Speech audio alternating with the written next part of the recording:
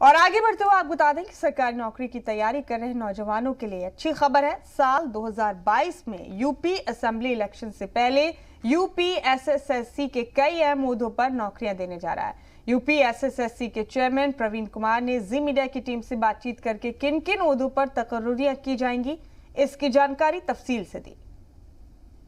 PET की परीक्षा आज कराई जा रही है। यूपी SSSC के चेयरमैन हमारे साथ हैं, प्रवीण कुमार जी। जानेंगे सर, पीईटी की परीक्षा तो आज संपन्न हो रही है, इसका रिजल्ट कब तक आएगा और आगे क्या प्रक्रिया रहेगी?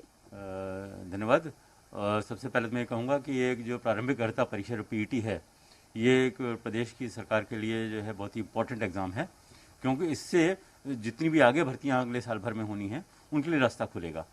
और इसमें करीब करीब 21 लाख बच्चे, आपको मालूम है 20,73,000 बच्चे इसमें पार्टिसिपेट कर रहे हैं।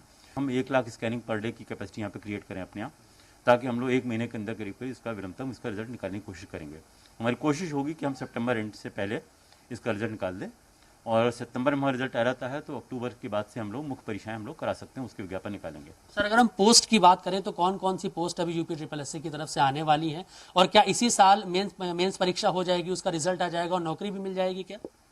हमारी कोशिश तो यही है। इसमें 2 बातें हैं। एक तो जो पुराने विज्ञापन निकल चुके हैं, तो जो पुराने विज्ञापन के हिसाब से उसमें चयन प्रक्रिया होनी है, तो उसके भी कुछ एक एग्जाम पेंडिंग रह गए थे, जो विभिन्न कारणों से, कोर्ट के कारण या कुछ आरक्षण प्रावधानों के कारण, तो जो 10% का रिजर्वेशन आया था, तो कुछ हम वो पुराने वाले भी एग्जाम कराएंगे, और कुछ जो है अगर जैसे हमारे सितंबर एंड तक हम रिजल्ट निकाल लेते हैं तो कुछ मेन परीक्षाएं भी कम से कम 2 या 3 हम लोग कराने की कोशिश करेंगे।